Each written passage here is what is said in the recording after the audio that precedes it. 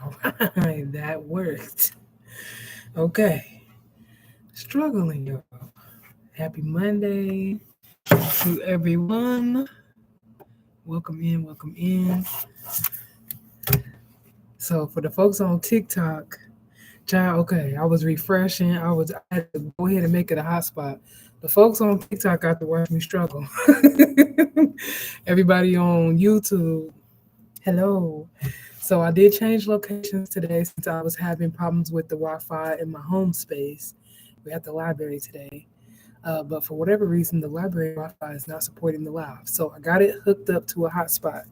Now, that being said, TikTok, I need to get y'all live on this device because that one is not gonna last too much longer. So I'm gonna switch that over,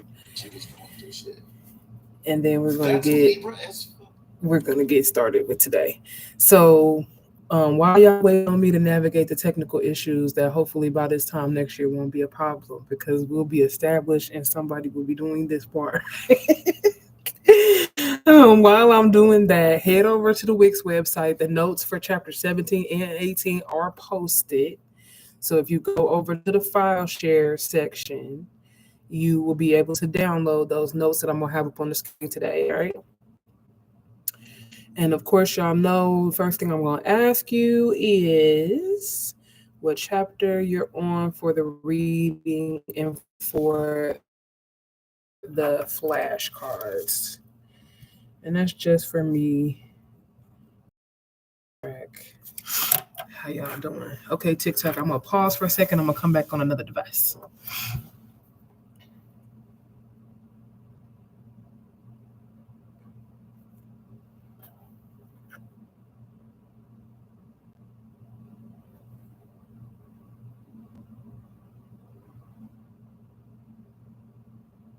All right, now we got them up.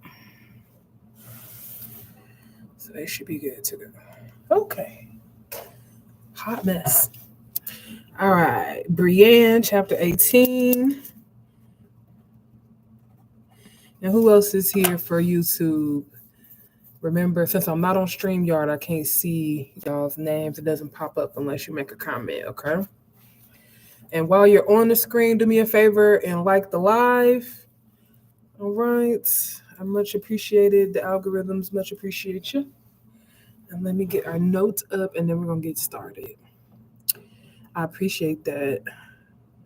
All right. Let me share screen.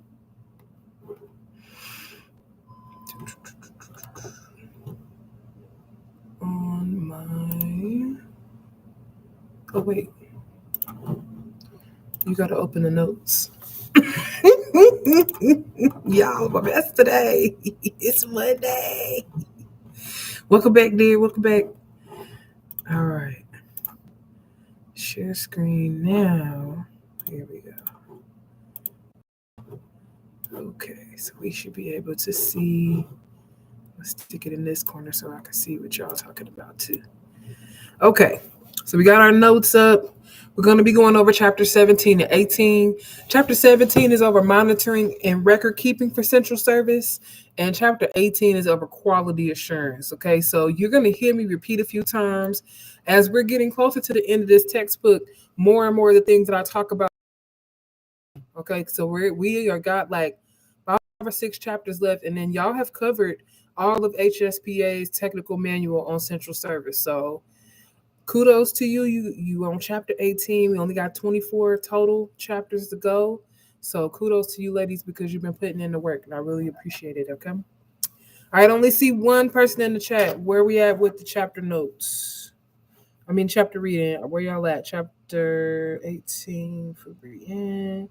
And Brienne, I'm assuming that's for your flashcards and for your reading, yes?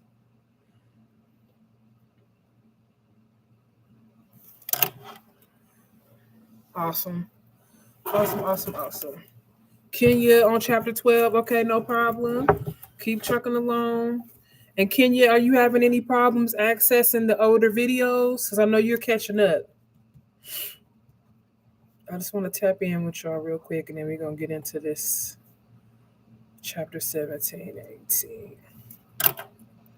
And Kenya, is that for reading and flashcards?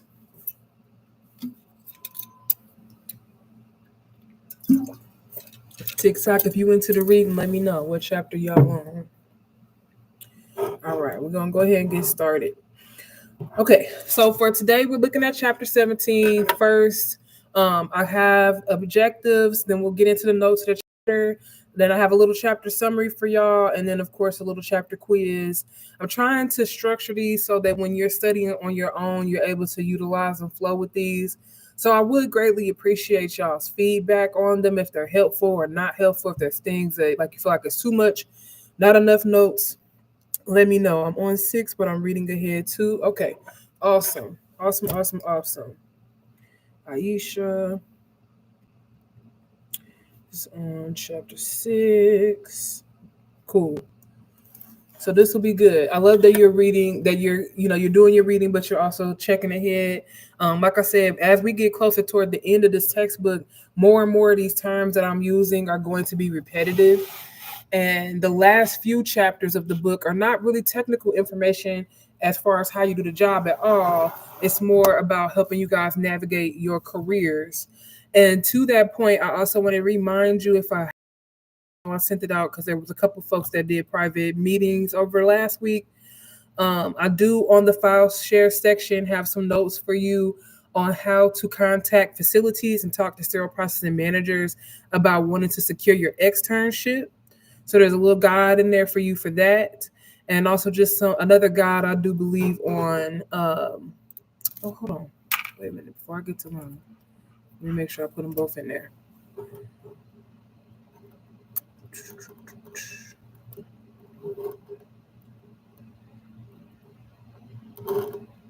My computer is like, girl, you doing the most. Doing the most. All right, let's see. Because if not, I'll make sure to get them loaded as soon as we leave class today. Because these I thought were both really helpful.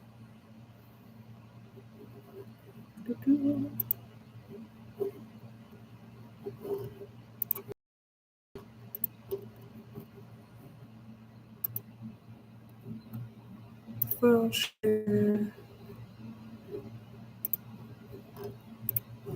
we go. So all these documents that I have published so far over on the website in the file share section. Everything up through today, through chapter 18, is up there. I don't need that one anymore. A file share folder to see career help guides in there.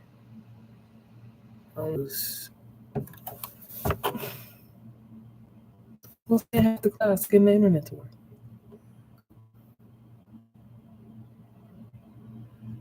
Okay. I think it's back up. I don't know what else to do about that. All right, I got it reconnected, y'all.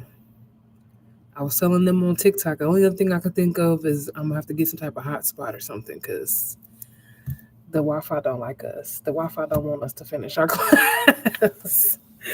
All right, let me get the notes back up since we probably only going to be able to get through one chapter today anyway, since I've been spent half the time getting us connected. All right. Is that? Oh.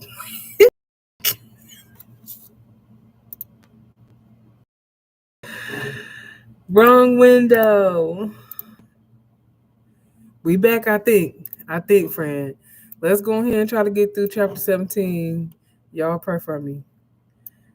I'm going to try a hotspot next week, and hopefully that'll do it. Okay, so chapter 17. We've talked about how to clean the instruments. We've talked about how to check them in the processing area to make sure that they're ready for surgery. And we've talked about the various methods that we use to do sterilization to render them safe for the physician to use on the patient. So now that the item is sterile and it's in storage, we're going to go a little more in depth about record keeping. Now, I've talked about record keeping a little bit over the course of the class, and just mentioning that almost every area of the department that you go into is going to have some type of log, whether we're keeping track of the eye wash station and how many times it's been checked, whether we are checking about the fire extinguishers and if they're up to date, air exchanges, chemical strip changes. I mean, you name it, it's somewhere there's a log for it. The most important thing I want you though to take away from this section is remembering that these are all legal documents.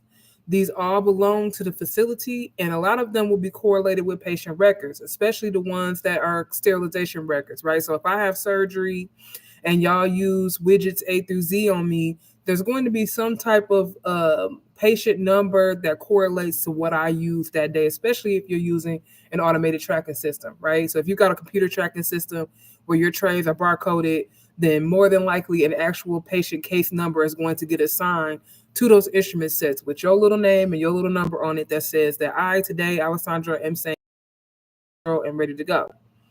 That being said, I would not want to have my name on any incomplete records. I would not want to have my name on any type of falsified records.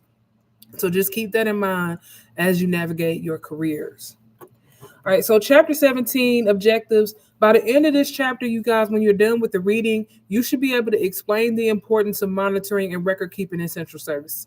You should differentiate between validation and verification in sterilization monitoring.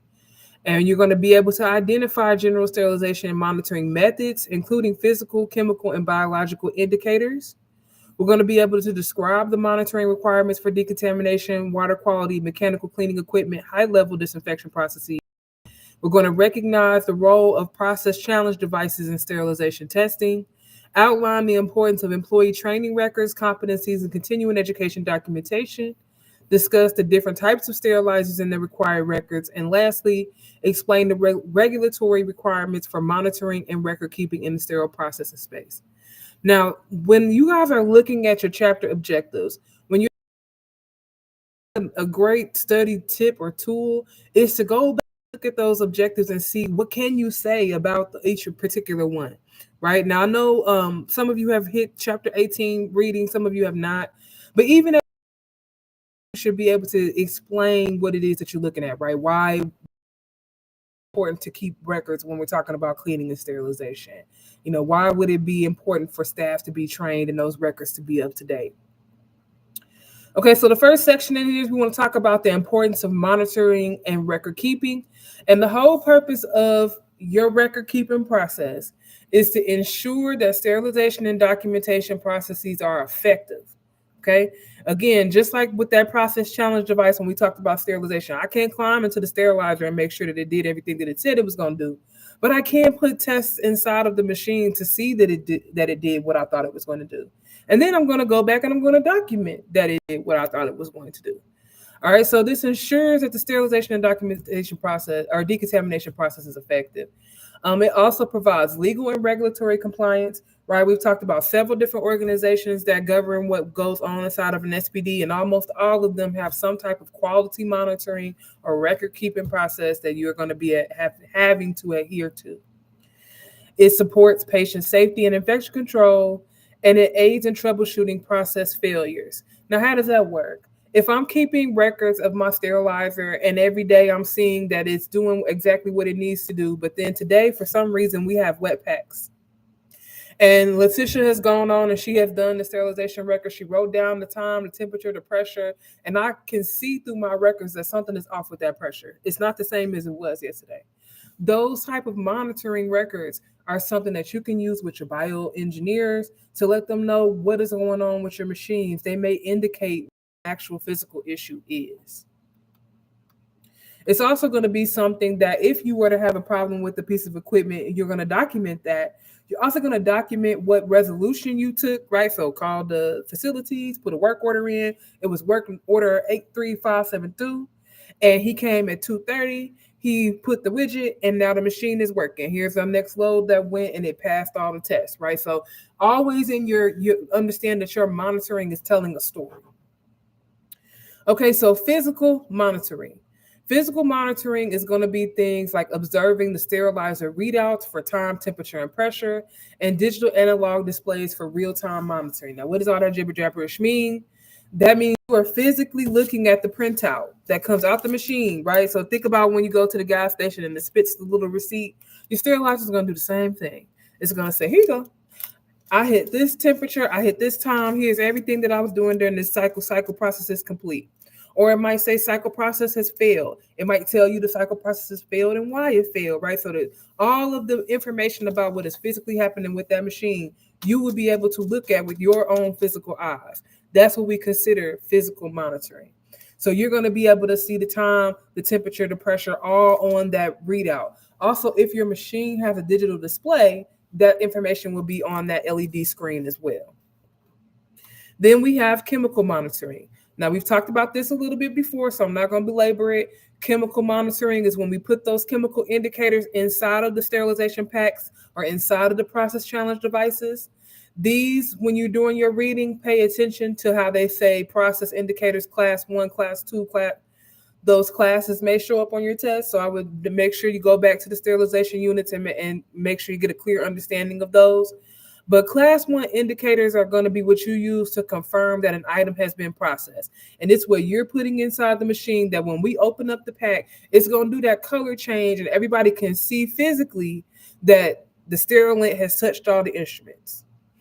Okay, and then depending on what we're doing, what we're sterilizing, what kind of machines we're using, we might use class 2 through 6 indicators. It's just going to depend on each individual one. It'd be a 1,000 pages of notes if I tried to explain it all right here.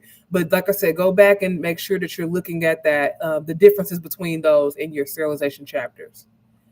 And then biological monitoring, right? So the BIs, the little vials that have the chemicals in them, they have the bugs in them that are actually alive, that we're testing when the sterilant hits them, that it's being killed. Those are the biological indicators. We're going to use those. They're going to contain resistant bacterial spores.